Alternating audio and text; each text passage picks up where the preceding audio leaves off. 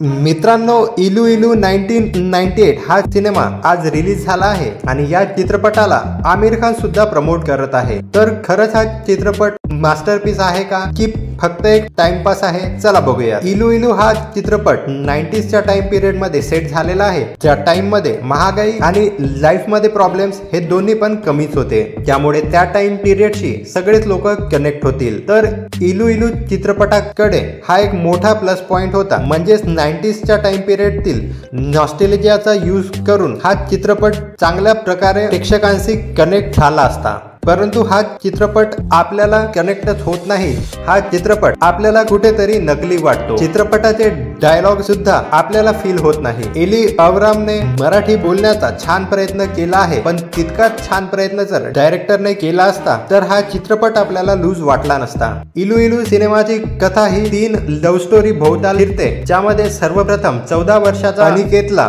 त्याच्या शाळेतील टीचरवर क्रश आहे। त्यानंतर त्या शाळेतील एका मुलाला दुसरी मुलगी पसंत आहे। त्यासोबतच मिलिंद जो बँक मध्ये काम करतो त्याला त्याच्या शेजारीन फारच पसंत आहे, परंतु मिलिंदचा डिवोर्स झाल्याने त्याच्या पण लाईफ मध्ये काही प्रॉब्लेम्स आहेत। तर या सगळ्या गोष्टी आपण कित्येक सिनेमामध्ये पाहिल्या आहेत, त्यामुळे इलू इलू हा सिनेमा काहीच नवीन करत नाही। सिनेमाच्या पॉझिटिव्ह पॉइंट्स मध्ये अनिकेतचा परफॉर्मन्स जो बऱ्यापैकी ठीक आहे, एली अवरामची मराठी सुद्धा ओके आहे आणि निगेटिव्ह पॉइंट्स मध्ये वीक डायरेक्शन आणि स्क्रीन प्ले मी म्हणेल, कारण ही लव्ह स्टोरी आपल्याला कुठेतरी फेक फील होते, ज्यामध्ये इमोशनल डेप्थ काहीच नाहीये। या सिनेमापासून फिमेल ऑडियन्सने तरी दूरच राहावे, कारण हा चित्रपट मेल पॉइंट ऑफ व्ह्यू वर जास्त फोकस करतो आणि इलू इलू चित्रपटातील स्त्रियांना कॅरेक्टर डेव्हलपमेंट काहीच दिले नाहीये। जर आपल्याला एली अवरामला मराठी बोलताना पाहायचे असेल तर हा चित्रपट आपण बघू शकता।